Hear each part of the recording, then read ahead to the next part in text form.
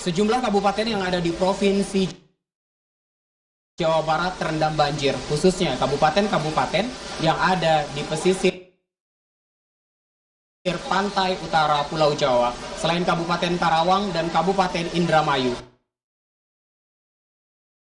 Banjir juga merendam 11 kecamatan yang ada di Kabupaten Subang. Bahkan ketinggian air banjir mencapai 3 meter. Hingga tengah malam, ratusan warga masih dievakuasi oleh pihak Polres Subang.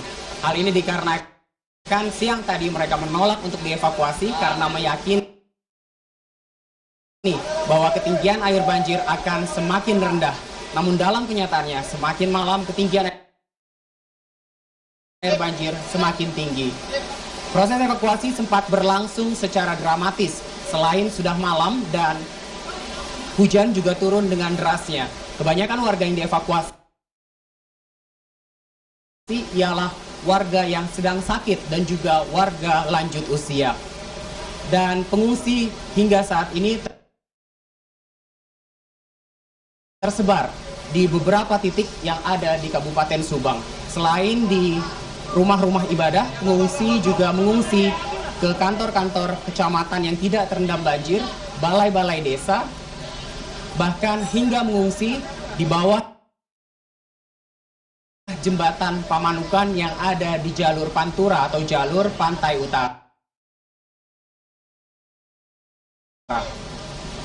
Dan kebanyakan pengungsi yang sakit memang sebelumnya mengalami kesulitan untuk dievakuasi hingga akhirnya malam ini karena ketinggian air banjir yang semakin tinggi,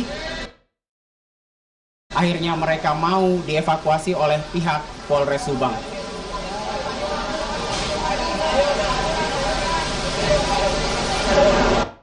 Dari ke-11 kecamatan yang ada di Kabupaten Subang, 2 kecamatan yang paling parah direndam banjir ialah Kecamatan Binong dan juga Kecamatan Pamanukan. Kecamatan Binong yang berada di sebelah selatan Kabupaten Subang dilanda banjir walaupun titik elevasinya jauh lebih tinggi dan mengirim air banjirnya ke Kecamatan Pamanukan yang titik elevasinya jauh lebih rendah. Selain itu, air sungai Cipunagara juga meluap dan tidak dapat menampung debit air sungai yang semakin meningkat. Dari Kabupaten Subang, Jawa Barat.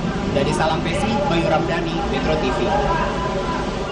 Ya, itu tadi laporan dari Dade Salampesi dari Subang, Jawa Barat. Itu Pak gambar kami yang kami miliki terbaru, gambar semalam. Kalau kita lihat di Subang ada posko juga Pak? Kita di setiap daerah yang bencana selalu ada posko.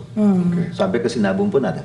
Tapi mungkin secara visual kita melihat banyak sekali bantuan yang datang, misal dari militer, mereka dengan seragam, dan juga dari BNPB dengan seragamnya. Tapi kalau PMI saya jarang lihat Pak.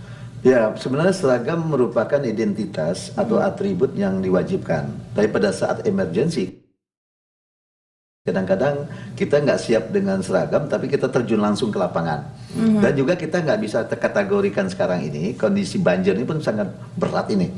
Jadi kondisi ini bisa dia di rumah. Jadi gini, yang kena banjir itu kadang-kadang juga relawan itu. Cuman karena dia punya motivasi yang kuat, mendahului orang lain daripada mendahului dirinya. Nah, motivasi ini yang tadi saya bilang kasih sayang itu. Nah, sekarang kita bangun dengan teknik pelaksanaan. Tekniknya bagaimana? Tekniknya gini, mereka kita latih. Nah, setelah kita latih memberikan pertolongan pertama kecelakaan, setiap kecelakaan yang terjadi di dalam bencana banjir, bencana gempa bumi, tsunami, lain sebagainya, sudah ada klasifikasinya. Misalnya, kalau banjir, dia kita spesifik banjir dulu misalnya. Ya, banjir. Misalnya sekarang banjir, dia airnya terendam sejenak, terus kaki dia terkilir atau apa, itu cepat kita berikan pertolongan. Atau dia